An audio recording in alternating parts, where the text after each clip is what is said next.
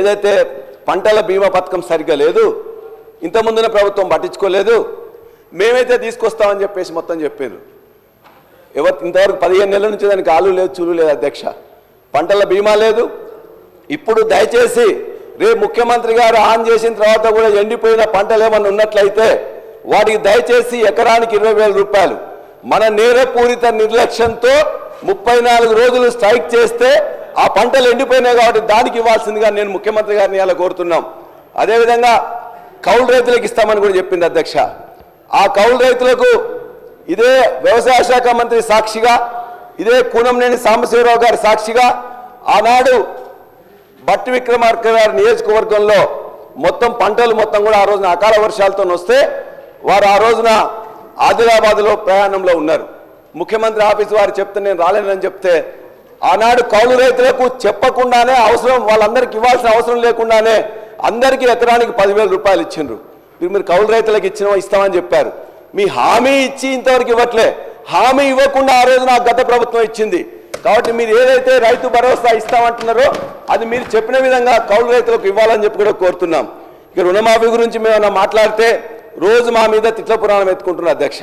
మీరు దయచేసి శాంతంగా ఆలోచించండి. గత ప్రభుత్వం 30,000 కోట్ల రూపాయలు ఇచ్చింది. సరే, ఇచ్చింది ఎవరికి వచ్చింది ఎవరు కాదని మీకు తెలుస్తుంది. మీరు ఇచ్చిన 20 కోట్లు ఇచ్చినామంటున్నారు.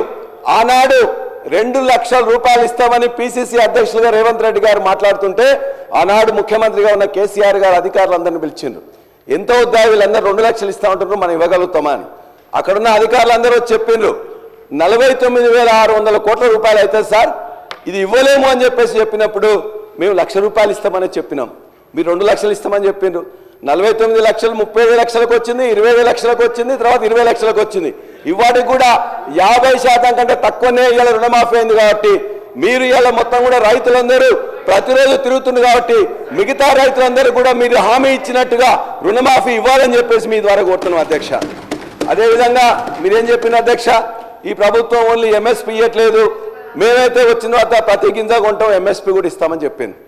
ఎంఎస్పీ ఇచ్చిందే కాదు, ఇలా వరంగల్ రైతు డిక్లరేషన్ కానీ లేకపోతే మీ మేనిఫెస్టోలో కానీ క్లియర్గా చెప్పింది. ఏమి చెప్పిన అధ్యక్ష, ఇక్కడ పండిన ప్రతి గింజకు కూడా బోనస్ ఇస్తామని చెప్పింది. అందులో వరి ధాన్యంకి ఇస్తామని చెప్పిండ్రు. 2,183 ఉంటే 2,683 చేస్తామన్నారు. 2,183 ఎంఎస్పీ దేనికి ఉంది అధ్యక్ష? దొడ్డు ధాన్యానికి ఉంది. మరి ఇచ్చిండ్రా? దొడ్డు ధాన్యానికి ఇవ్వలే, సన్నధాన్యానికి ఇస్తామని చెప్పి 12 ఇప్పటికీ 500 కోట్ల రూపాయలు బకాయిలు ఉన్నారు. అదేవిధంగా మిగతాది అనేక ఉన్నాయి అధ్యక్ష. మొక్కజొన్న కానీ, కందులు కానీ, ఎర్రజొన్న కానీ, జొన్నలు కానీ దేనికి ఇవ్వలే. ఇవాళ జుక్కల్ నియోజకవర్గం కానీ నారాయణఖేడ్ నియోజకవర్గంలో డాక్టర్ సంజీవ్ రెడ్డి గారు ఉంటారు. అక్కడ పండితే అధ్యక్ష మేము ఇంకా 2 సబ్జెక్ట్ కూడా కాలే అధ్యక్ష, 2 సబ్జెక్ట్ కూడా కాలే అధ్యక్ష సార్ ఇది. కాబట్టి ఇవాళ బోనస్ అనేది బోగస్ అయింది. 25% మాత్రమే ఇచ్చిండ్రు. మేము ఖచ్చితంగా లెక్కలతో నేను మొత్తం చూపిస్తాం. మీరు వ్యవసాయ కమిషన్ ఒకటి ఇచ్చారు, వ్యవసాయ కమిషన్ ఒకటి వేశారు. ఆ వ్యవసాయ కమిషన్లో అధ్యక్ష అది ఒక పునరావాస కేంద్రం తప్ప దానివల్ల ఏమి చేయట్లేదు అధ్యక్ష. మేము ఇవాళ చెప్తున్నాం 1,400 ఆత్మహత్యలు 2014లో జరిగితే దాన్ని క్రమక్రమేణా తగ్గించుకుంటూ 134 ఆత్మహత్యలకు తగ్గింది 2023 సంవత్సరంలో. ఇవాళ మళ్ళా ఆత్మహత్య 564 ఆత్మహత్యలు అయినాయి. ఆ లిస్ట్ అంతా కూడా ఇప్పటికే నేను మీకు పంపిస్తా అధ్యక్ష. 564 ఆత్మహత్యలైన రైతుల లిస్టు మొత్తం కూడా మీకు పంపిస్తా. దయచేసి ప్రభుత్వం శాంతంగా ఆలోచించి నిజంగా అయినాయా లేదా, అయితే ఏం చేయాలని చెప్పేసి ఇవాళ రైతు బీమా కూడా మిగతా ఇవ్వట్లేదు కాబట్టి దాన్ని ఇవ్వాలని చెప్పేసి మేము కోరుతున్నాం అధ్యక్ష.